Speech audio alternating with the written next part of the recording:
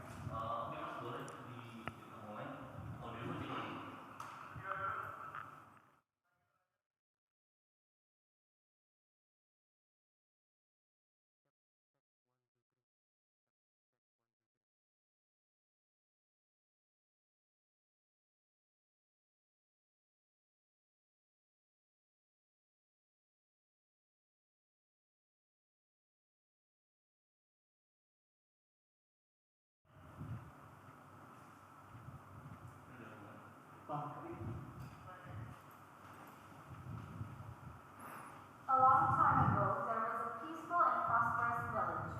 All the people lived happily. They hardly ever had any conflicts. One day, there was a stranger walking in the village. He shouted loudly, "Hey, people of the village!" One by one came out of their houses and wondered who the man was. "Something very bad will happen," the man continued shouting. Oh, this is an old story, but I will tell you one that I remembered. The man was dressed in the dotted tar robes and was furnished with a silver scroll. He woke up and yawned and said to the village people that has came out of their houses, hear me, ye people of the village, for the royal majesty has declared that you shall not left your food unattended, and you shall guard your house. For a rat swarm will come and plow through your abode, and you will all suffer. Before the man could start again, the village chief approached the man and said to him, I'm sorry, but oh you king messenger, what should we do when the rat swarm comes? Hear me and hear me. You shall not left your food unattended, and those rat swarm will pass. But left some breadcrumbs on their food on the ground, and your village will be in ruins. Oh, thank you, your royal messenger. We will hear and we will abide. Times shall pass, and the villagers do as they were told. They hid their food. Oh, come on, let's more, come on. And they started to eat inside their house. We need to do this quiet. Is there rats? No. Time soon passed. The days became weeks, the months became years, and the words of warning soon wavered. The village became slack, unguarded and unprotected of their houses and homes. Oh, come on, my lady, let's eat outside. We wait a year and there's no rats that come. Oh, honey, we shouldn't. The village chief said, the village chief is old and he doesn't hear that much. If we go outside and we do this quietly, maybe the chief won't know. Okay then, but just this once. And the village chief was wandering through the village and saw that the young couple was out leaving breadcrumbs. He walked up to them and he said, "Oh, hold on, you lot. You shall not eat here and not left any breadcrumbs, for we would never know when the rat swarm will come." "Oh, your village chief. We already know that the rats would pass and our village would be safe alas, for no village could survive outside without food or drink for a year. I've warned you all, and I've warned you once more, that the rat swarm will come. For they will come and plow through our village, and it'll be all of your mistakes. I know, we'll do as you're told." But the young couple didn't say anything, and they just went into their house. As the night becomes dawn and the sun rises early in the morning, the villagers could see outside a dust cloud was kicking. "Honey, do you see what's that in the horizon?" I don't know, dear. Maybe the king's cavalry is here." "Maybe, but I don't see any horse hoofs." "Maybe those are small little horse hoofs." "Maybe we should call the chief here." The village chief came into the front porch and saw. "Oh, villagers, that's the rats that they said. You need to go to your home and clean your food." "But village chief, we still haven't hid our food. Our porch is trashed and all is it littered." "Then you shall be doomed, as I already told you, to clean and hid your food." The rat swarm plowed and plundered through the village and blunder, and all the village house crumbled. The doors became cracked, hinges torn apart. But the only house that was left unaffected, infested, was the chief's house.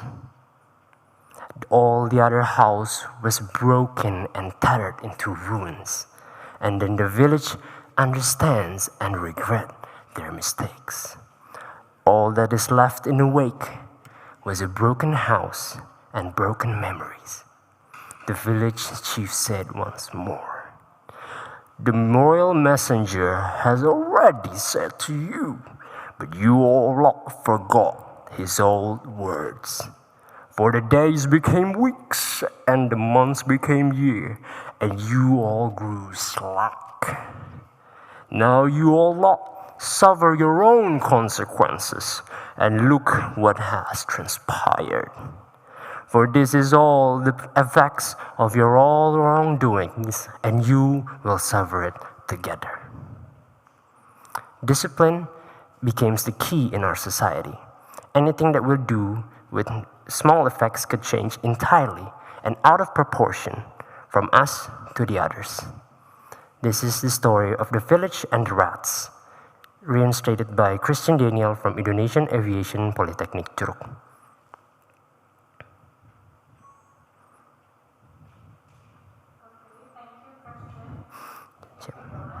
Siap. Thank you, Mbak.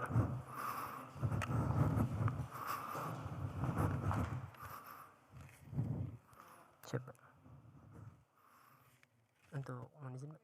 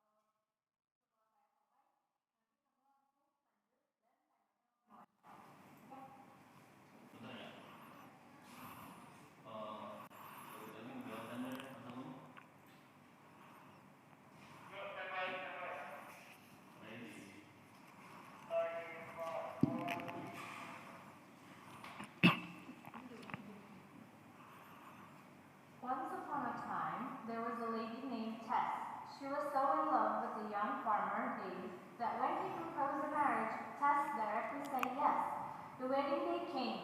Tess was completely dressed in a beautiful bride gown.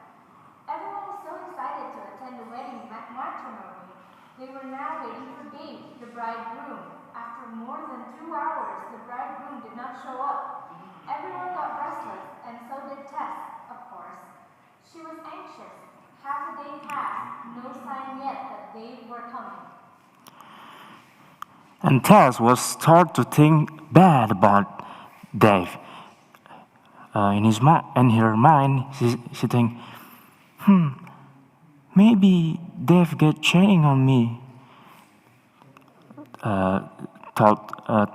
She talked with her father like that, and the father said, "Oh, don't worry, my little peanut.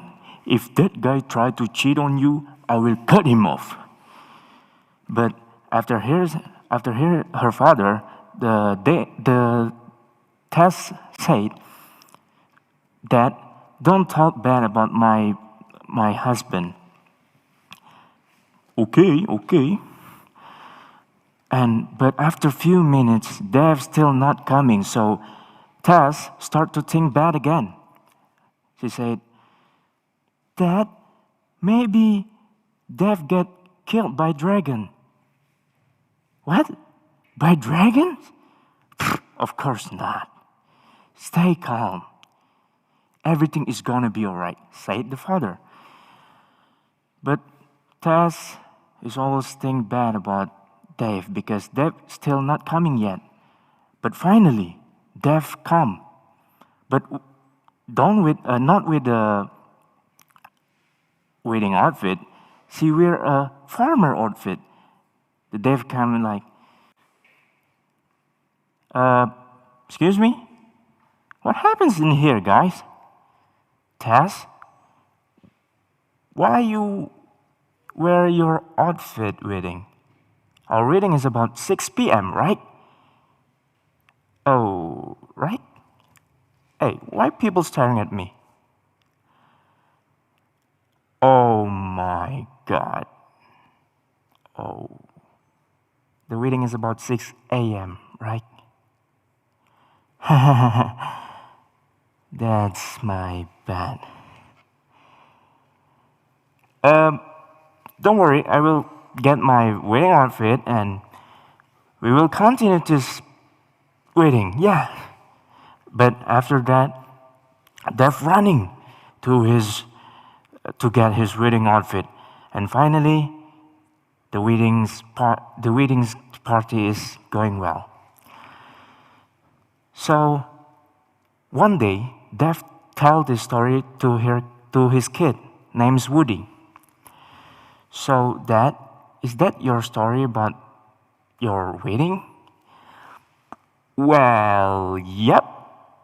Listen to me, Woody, don't think bad about it, because why I told you this, because, in this life, you cannot think bad and always think negative, be a paranoid. No, you can't. Stay positive, and you will make your life become positive. Oh, and for the last one, make sure your schedule is on time and focus about it.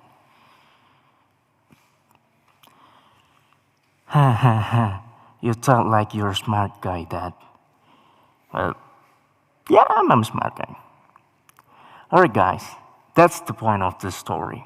Don't be a paranoid guy like a Tess, but also don't be some unfocused guy like a Dave. Be enjoy about your life, but still focus about it. I think that's all for my story. My name is Rio Aditya Khalid from Merchant Marine Polytechnic. Wassalamualaikum warahmatullahi wabarakatuh.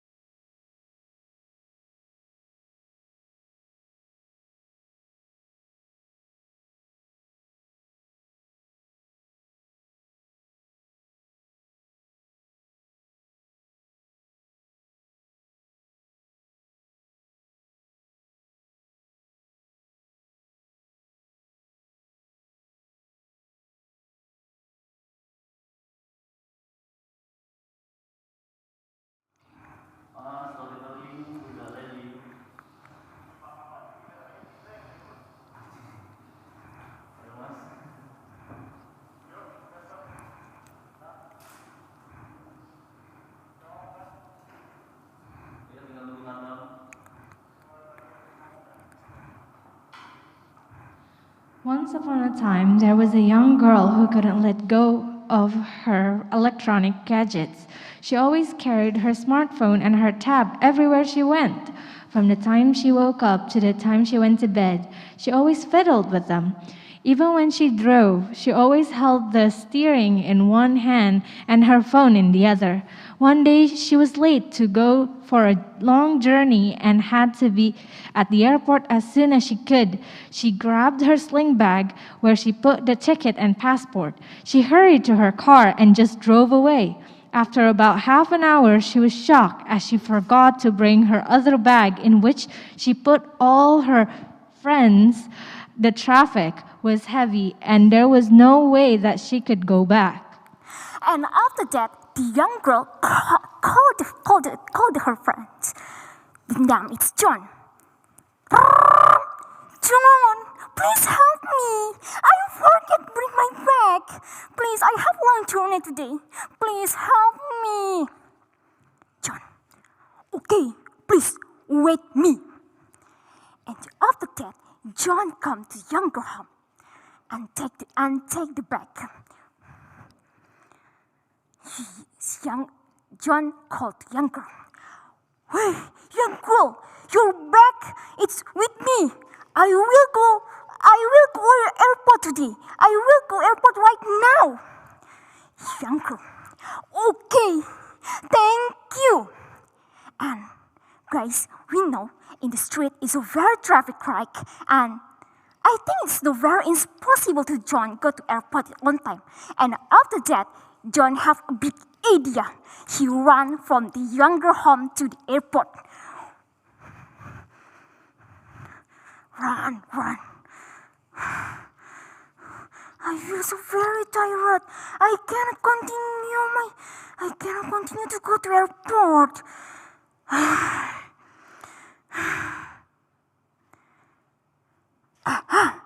have a big idea. I have a smartphone, right? I was ordering Gojek right now. Hello, please help me. Ojek. Okay, wait me.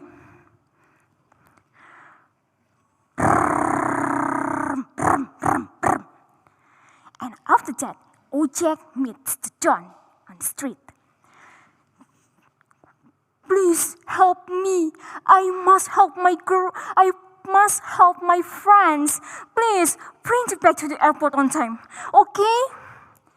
Okay. Please trust me. And after that, the Ojek goes to airport. Policeman. Wait. Why you not using mask? Oh my God, it's problem. I think I cannot come to airport on time. I'm sorry, sir. I forget using my mask. Please. I must give your punishment. Oh, please. I must come airport on time. Please. No. And after the policeman gave the punishment to the Ojek, and after that, the policeman gave a free mask to Ojek. Please, use the mask. Thank you, sir. Thank you. I must continue go to airport. Okay? Okay. Don't forget, use your mask. Okay, sir. And after that, the young girl and Ojek can come to on time to the airport. And the young girl say a big thanks to the Ojek and don't forget to say thanks to John. Thank you. I think it's very important. Even I have a long journey, but I forget bring my passport, bring my ticket. Thanks for your help. And guys, from this story we can learn. If you want to go work, school, please check your bag before that. Before you want to go, please check your bag. Okay? And guys, don't forget to follow health protocols. I know it's just simple, right? Just using masks, washing your hand, and keep social distancing. But if we do that, if a very give impact for Indonesia will be better. Okay, guys, follow the health protocols and don't forget to using your mask, washing your hand, and keep social distancing. Okay, guys, the story at the end, and now it's time to say goodbye. Bye. And yeah, thanks for listening my story. I hope your day is going well. Bye. Wassalamualaikum warahmatullahi wabarakatuh. Never give up for the best and stay healthy. Okay, thank you, Lisa. You can leave now.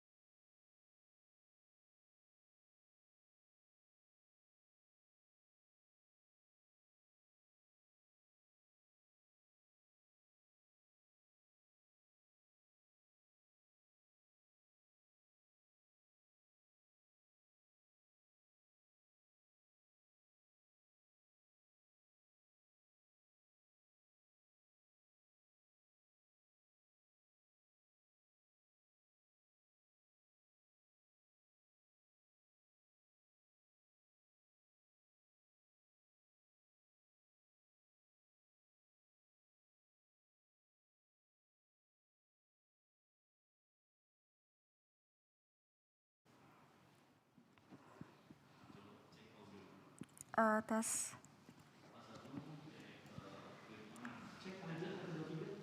Tes 1, 2, 3. Di gaspernya apa gimana?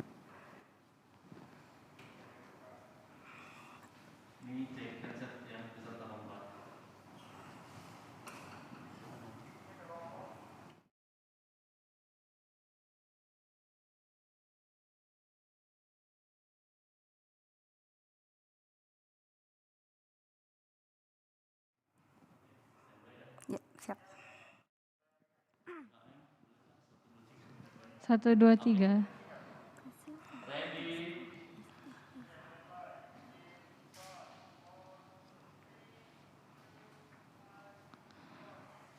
Some people in the village believe that the spirit of the dead can get into an animal's body, such as cats or crows, if they have an unfinished business. Some, of course, don't believe it, including Joko, who thinks that it is just a silly superstitions. However, for the past few days, he started to wonder because a black cat had been following him every time he walks past a graveyard, which is close to where he lives. Jogo has a mother, but his mother was passed when he was 5 years old. His father felt so lost, so he moved to the suburbs to leave the past behind and start a new life with his sons. One day, Joko wanted to commemorate the days of his mother's death, so he stopped at the flower shops to buy some roses. But for a while, he felt that he was being watched by someone. Suddenly, he was about to walk past a graveyard, and he saw a black cat. That black cat walking slowly towards him, and he said, and he turned out to be a black man. The black man was so creepy, and Joko was shocked. He ran away to the dream house, run, trying hard to not look back. After he got at the dream house, then he tells everything in the diary. And after that, he fell asleep and had a dream. It's all white around him. Then he saw a woman. It's his mother. Okay, the mothers. And Joko realized it. Joko ran and hugged his mothers. While crying, he said, "Mom, I miss you, Mom. I miss you. I'm so scared about the cat, the black cat that turned out to be a black man." Hey, my sons, you'll not be scared anymore. I think it is a guardian angel to take care for you, Joko. Hey guys, ladies and gentlemen, can you guess the guardian angel? Who is it? Okay. Then the next morning, Joko woke up. Then he went and ran away to his homes, and he tell everything to his fathers about the black man, that the cat, and the blah blah blah blah. Oh my goodness! His father is so worried about it. In the middle of their conversations, suddenly someone knocked on the door. Joko opened the door and found the black man. The black man standing out there. Oh my goodness! It's really? Then he said, "Oh, hey, you are the cat that turned out to be a black man. Why did you come here? And why did you have a fairy dolls?" The man replied, I am a black man, then I'm a cat, of course. I want to tell you that I am a guardian angel to take care for you, Joko, and this dolls is gift for you." Of course, after that, Joko believes that is really superstitions is really for that. Ladies and gentlemen, what do you get from this story? If you watch me and heard me carefully, you will know that silly superstitions is real and magic can make a dreams wish come true. Of course, after that, we must too be being grateful of this day, and of course, this step. Letting go of what has passed is the pathway in the maturation process. I'm Dayu Indayanti from Portrada, Bali. Thank you. Yeah.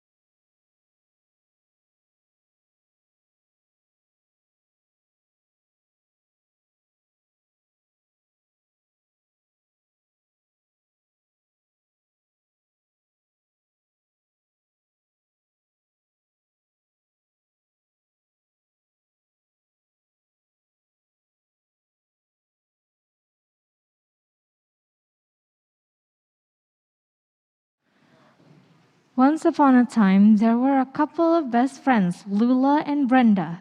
They always cared for each other. One day, Lula was so sad. Brenda asked her why. She said that her mother was very ill. Really? Said Brenda. My father is also ill, said Brenda sadly. Let's go and find something to cure them. After a long search, they met an old lady who said that she had something to cure very ill people.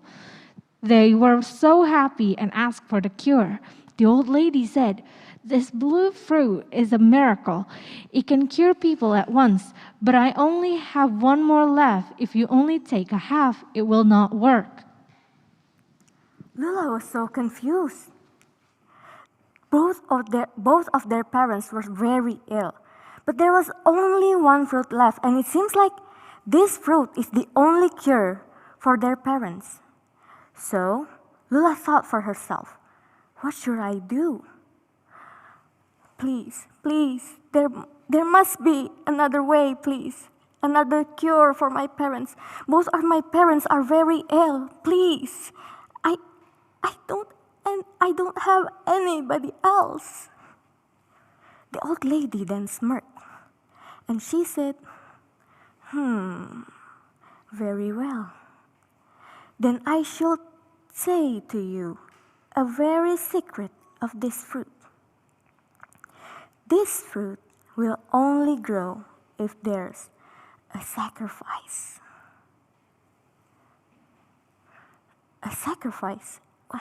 What sacrifice? Please told me I will do anything for my parents. Don't make such a rash decision, my dear. It won't be easy. Lula then felt shiver down her neck. One thing that Lula thought was only this old lady will want something unusual. And she was right. That moment, the old lady took a glass of a very weird purple liquid. And the old lady said, "You will have to do a sacrifice of willingness." A willingness? A willingness to do what? A willingness to see how much you want to save your parents. What shall I do? Please, tell me right now. I will do anything. You have to sacrifice a soul to save a soul. And that moment, Lula only think one thing. She has to save her parents. And Lula and Brenda look each other. Lula and Brenda think of one thing that time. They were never thought that saving her parents will took this much. And Lula think for herself, I shall do this. Lula think that she will have to do this sacrifice. But then, when she was about to take that glass of weird liquid, Brenda stopped her. She held her hand. And Brenda said, "Don't. I have to. Please. I don't know what to do. They're my parents, Brenda." No. We can figure something else. We can do something else. We will figure something out, please. I don't have anyone else, Lula. I only have you. And Lula said, "No, we've searched everywhere. We've searched every corner of this town and we can't find anything. I have to do something, Brenda." And in that moment, Brenda took the glass out of Lula's hand and drank the whole water by herself. And in that moment, Brenda died. Just like that. Brenda knows that if she told Lula she will do it, Lula won't let her. So Brenda tried to distract her attention and drink the whole water by herself. So you see, from the story we know that a good friend or a true friend will always come to us. There will always be a true friend that came to us whenever or wherever we need them. But never try to find a good friend, but be that good friend. That's all from me. I'm Marsha Amanda from Politeknik Ilmu Pelayaran Semarang. Thank you.